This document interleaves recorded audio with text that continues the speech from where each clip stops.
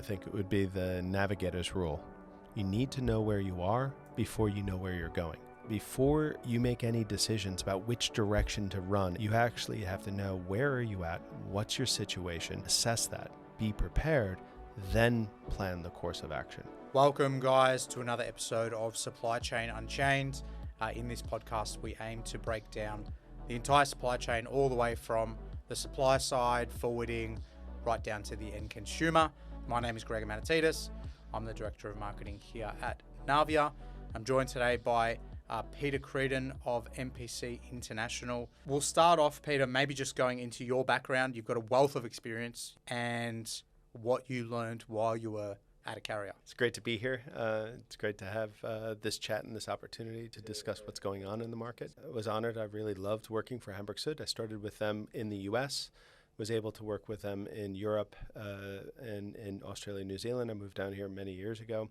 Had a great career there, and then I left and started my own strategic advisory business in 2019, where my focus is to help companies and help management teams actually focus on hard, challenging supply chain questions. We work on fixed-term projects, and it's very correlated with the teaching I do at the University of Sydney and the Australian Maritime College. It's about building people up and getting them to understand how this industry works. Basically, what I learned from Hamburg Süd, I learned a lot, and I gained a lot of mentors at that stage. And there's a lot of things that differentiate Hamburg Süd to other shipping lines. Hamburg Süd really focused on the customers.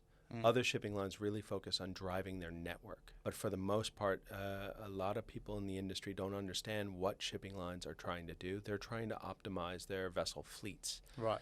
That's their first priority. Carriers and supply chain managers or importers think about freight, ocean freight differently. Maybe talk us through the difference, what you've seen in the wild versus, at the carrier versus in the wild. How does an importer think about freight versus a carrier? Based on my experience, carriers are thinking about the big round voyage. Think of them as a conveyor belt between continents or a bus service. Yep. And that's really what they're doing. They're trying to optimize across all of those ports.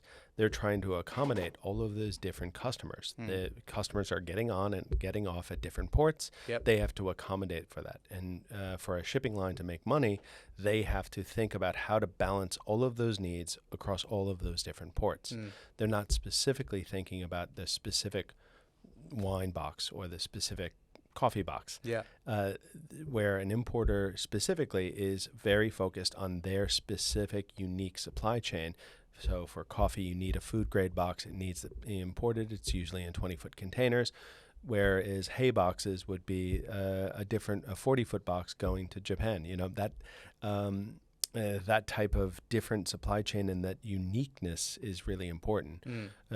So the shipping lines are trying to optimize for their bit of the supply chain, whereas an importer has to think about optimizing it from point A to point B. Yeah. They have to do the land side and the ocean side completely. Yeah. And that's a different mentality. Yeah. And what I explain to my students all the time in the global supply chain strategy course is your biggest problems are going to be the first 40 kilometers or the last 40 kilometers.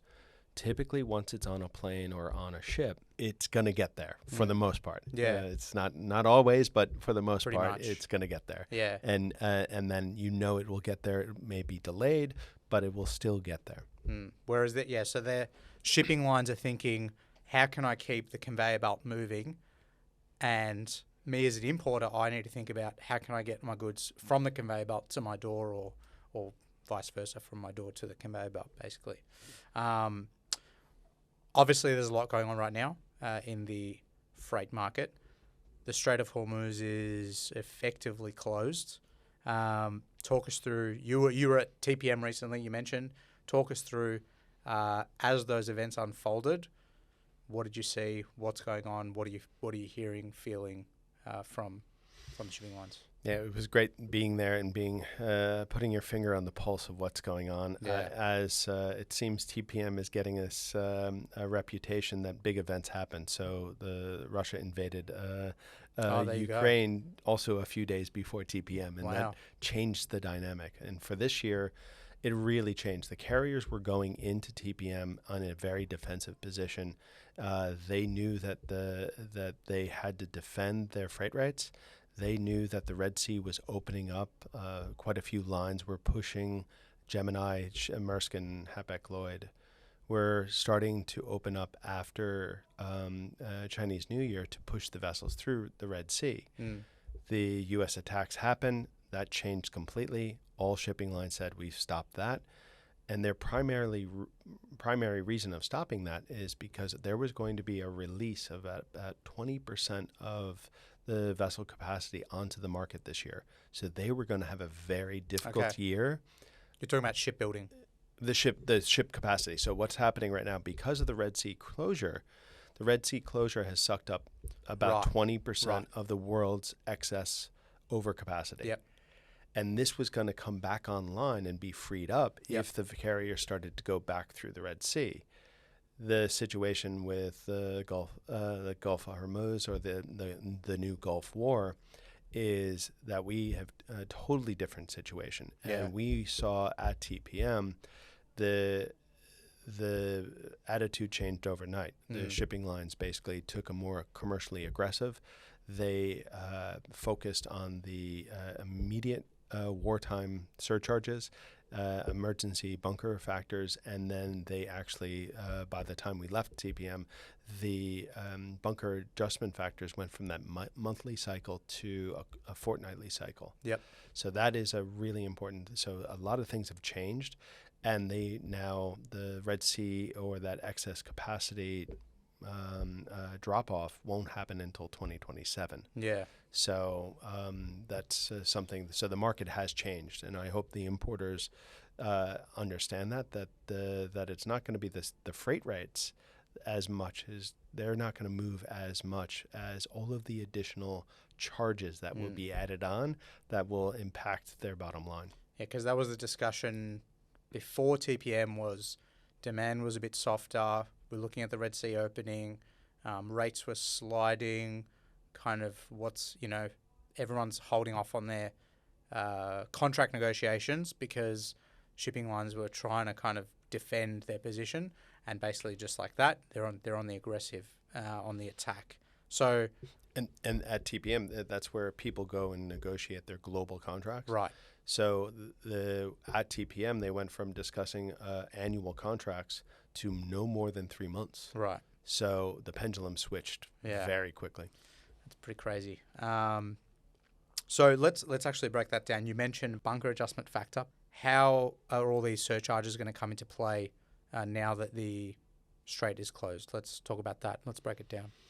Now there's two bunker adjustment factors. There's the standard one, which is every shipping line does the calculation slightly differently, and it's a mystery. But for the most part, it benchmarks the fuel price based on Singapore, Rotterdam, or Houston, and they mark it up and adjust it based on what they're paying, and that changes once a month. Yep. And it's either an indexed off of that up or down based on which way the market is going. Now, because the market has changed quite dramatically from $76 a barrel to $100 a barrel, it's jumped. The shipping lines have issued an emergency bunker factor to cover the cost that they have to look at right now. So there's two factors there, and then because of that, the shipping lines have also issued new GRIs. MSC is being probably the most aggressive worldwide in this, that they have issued all trades a $300 GRI, and that's hitting our trades as well. Yep. So those factors will come in. And maybe let's talk about the decision making there. So what comes to mind is why not just increase the BAF part of it? Why add on an extra supplementary charge? How does that work? Primarily because the speed of the markets have changed quite dramatically. Yeah. Normally it doesn't happen this way. This is the first time we've had an oil crisis since the 1970s. Yep.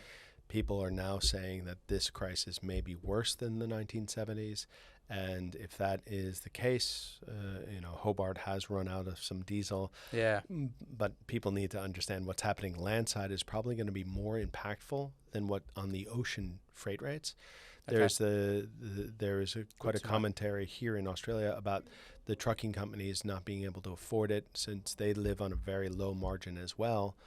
My recommendation for importers and for forwarders is to look at their trucking contracts. Who are their partners? Are they stable? Are they going to be able to stay afloat if the market goes higher than where it is now? So we're at $3 a liter. For diesel, yeah. For diesel, and it's probably going to go to maybe $4.50 if we see the ramifications of this go much longer. And I think this situation will go on a lot longer than somebody in the U.S. will want to actually happen. I think you're probably right there, unfortunately. So that BAF is a monthly formula. But it's been shortened down to fortnightly. And then you've also got on top of that emergency bunker surcharge, which is also calculated now fortnightly. Right. And then you've also got to factor in your landside fuel surcharges as well. Yes. And they've jumped to 18% now. So those things are all basically one stacked on top of the other. Going on to the next part, let's say I'm a supply chain manager. What can I do this week to kind of mitigate all of this? What should I be focused on this week right now? Not to panic. Yeah, that's the first thing is where I've seen a lot of people that are not thinking ahead. They should first and foremost focus on the cargo that's moving. Yep. How to protect that, how to make sure they understand what are the clauses, understand what are the clauses in the contracts that they read, or that they've agreed to. Yep. And it's quite surprising. A lot of people don't actually know what are the contracts that they read. Those going in and out of the Gulf, Clause 10 in a lot of the bills of lading has been allows the shipping lines to divert the cargo to a safe port. Yep. And then it becomes your responsibility to pick it up from there and deal with it. Okay. So that's a big thing about knowing what you've agreed to. The second is come up with a plan and then understand who are your partners, both on the land side, both on the ocean side. Who are your partners? Who can you trust? Do you need to make alternatives? Okay. Is there an alternative supply point, or are you using the right carriers who support you?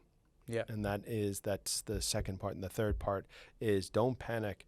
It's actually playing the longer game strategically, because most of the mistakes happen in this panic scrambling of not thinking about this ahead of time. So that's where our advice comes in, is we try to get people to play the long game of thinking ahead, war gaming out. What if these disruptions happen? We live in a world that these are not surprises. This is the world that we live in. Normalcy is not coming back.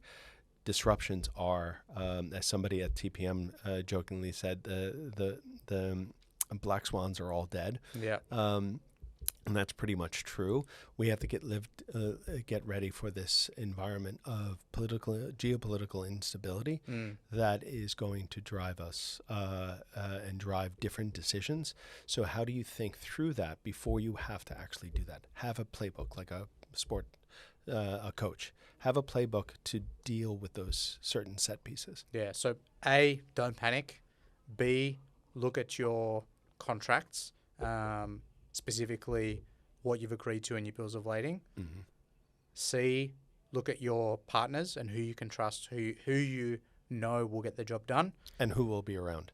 Okay. That's another important thing. I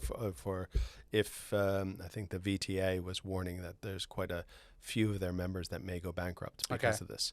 So that's a good point. That's a surprising point. Okay. So who's stable, and then it sounds like what's that? A, B, C, D. E is more about thinking ahead and planning ahead. A lot of people will see the opportunities.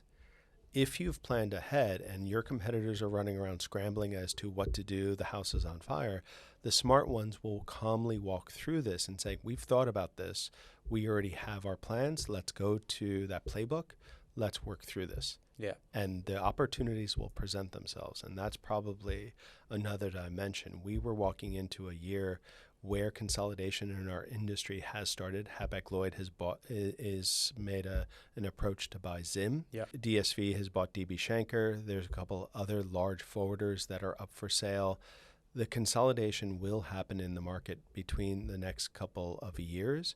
So will this event create a acceleration of that when people are not Struggling. able? Yeah. So and I think that may happen. For the medium to small carriers, it's going to be challenging. The bigger players may see this as an opportunity to accelerate the consolidation in the market. So I guess this isn't exactly on what we are. There's a bit of a deviation, but I think it's important nonetheless. So you're talking about when you're doing that contingency planning, look at which suppliers are going to be there long term, because that's then going to dictate whether or not you'll have options next time around or the time that after should be a part of your risk management. I like that. You constantly think about, and that's why we advise certain companies. You constantly have to think about who are your partners. From a partnership approach, a strategic partnership approach. You have to look at their culture, their strategic fit, and how do they work with you. We live in a self-organizing ecosystem. That's how I explain to the students is the global supply chain. It's a self-organizing system. We have to believe and trust in how we give our cargo to the 26 other stakeholders before it gets to its final destination. When you mean self-organizing? You do not dictate who the other players are. When you agree to sell your cargo to somebody in the U.S., it passes through 26 other different companies' hands. Right. You know maybe one or two of the other parties. Right. So then the other stakeholders have to come up with their own relationships, with their own agreements. Yep. So how do you think through that is to know, and now because of legislation, because of the new modern slavery law that came into effect in Australia in 2018, you have to know 7 layers of your supply chain. Yep. Now also because of Scope 3 emissions, any company who has over $25 million of total revenue has to report 7 layers of their supply chain. So that forces you to document and also to know who your partner's partners are. Right. And that is an important point. And then that is where failure happens. It may not be the person that you've signed the contract with. It's who's the supplier behind them. And that's what I mean by a third or fourth party.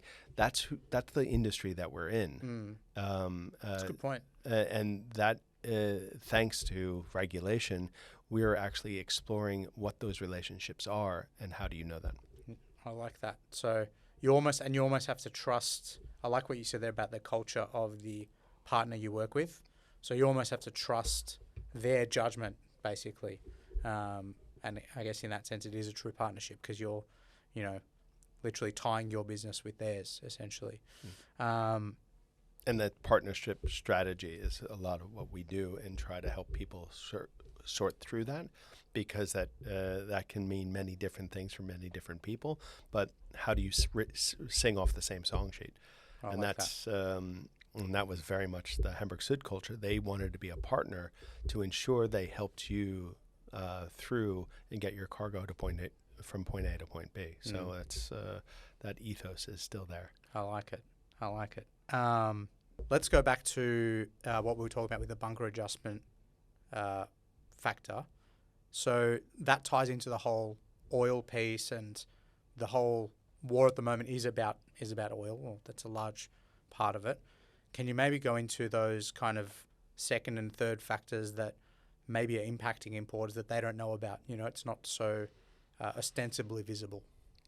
And it's kind of like a ripple effect that is actually going to come. Yeah. So I think importers should really take a note about the impacts. There's 2 million, or I think 3 million containers that are actually tied up and that are caught by this Gulf War. Yep.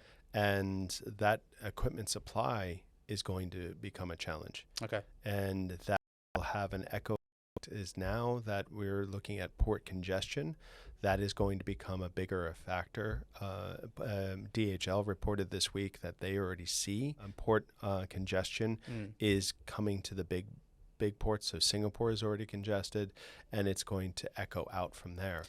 And so without containers, you can't get the cargo out, basically. Exactly. So that if we go back to the COVID situation and the lessons that we learned in COVID, where everybody was scrambling just to get a container to then give it to the ship, do you have alternative strategies? Do you go and lease a container yourself if the shipping lines don't have boxes?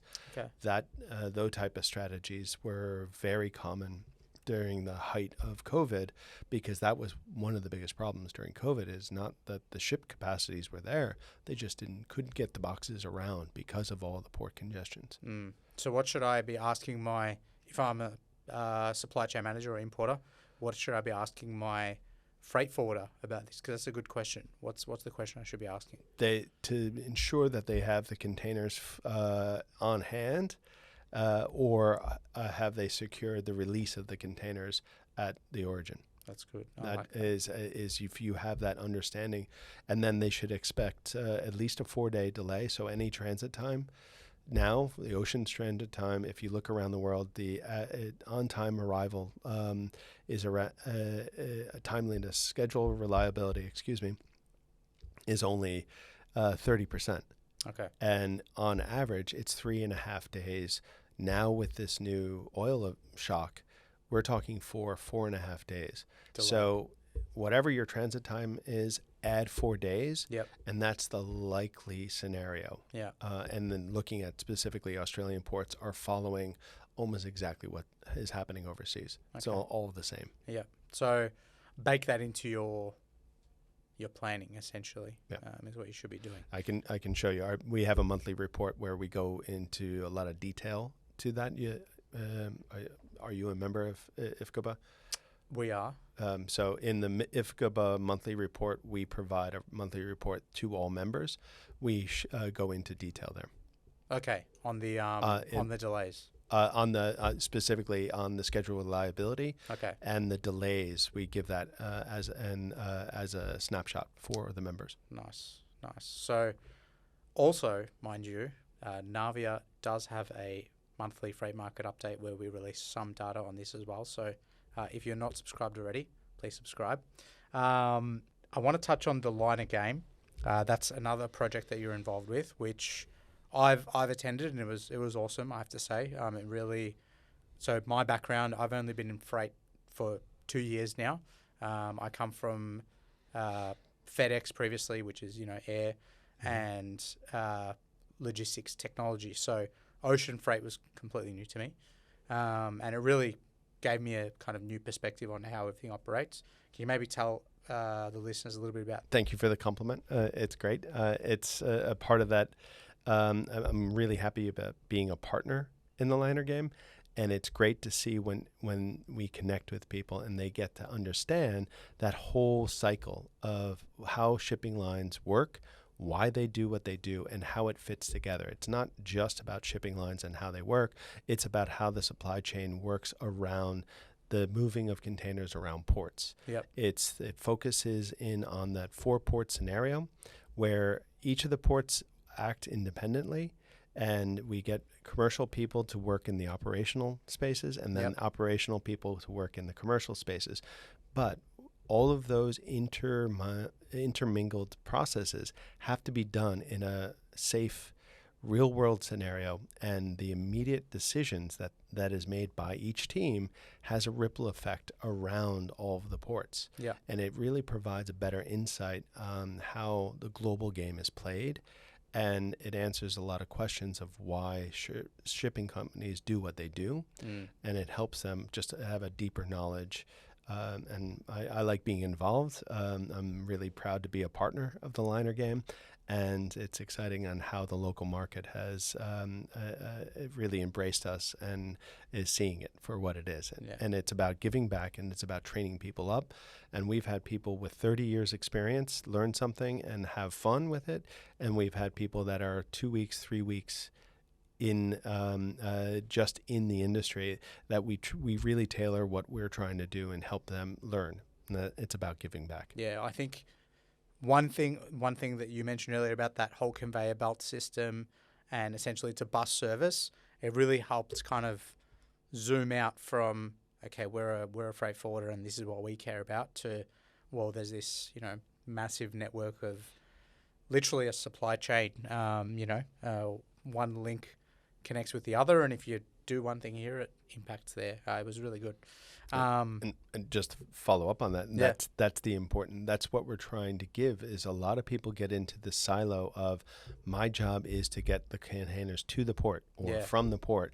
They miss the macro picture, and that's what the liner game really tries to dive into, is to help open the aperture up and say, this is a global game. Yeah. And you're one of many millions of people that get to play this game worldwide, and it's fun.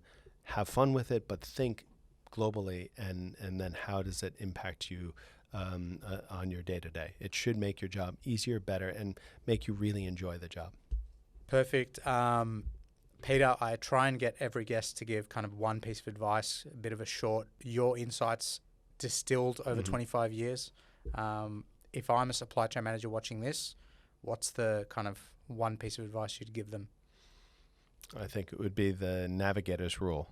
You need to know where you are before you know where you're going. Yep. You and your teams, that's something to instill in your teams, because before you make any decisions about which direction to run in a disruption, you actually have to know, where are you at, what's your situation, assess that, be prepared, then plan the course of action. Taking that moment to think about where you're at, where your team is at, it's much better than you act upon it. And that very much goes back to the sailing experiences that I've had, is when you're out in the middle of the ocean, you have to know where you are first, because without knowing where you are, you get lost. And that's always, you always ensure you have a starting point. I like it. Awesome. Thank you for that, Peter. Really appreciate your time and your insights as always. For those that are watching, if you don't already, please like and subscribe. We'll have more episodes regularly. Peter, can people find you on LinkedIn? I assume yes. Follow Peter because he has some great insights on his LinkedIn page as well. And your website, mpcinternational.com. That's correct. Awesome. And linergame.com. And linergame.com. Awesome. Thank you very much, Peter. And we will see you guys next time.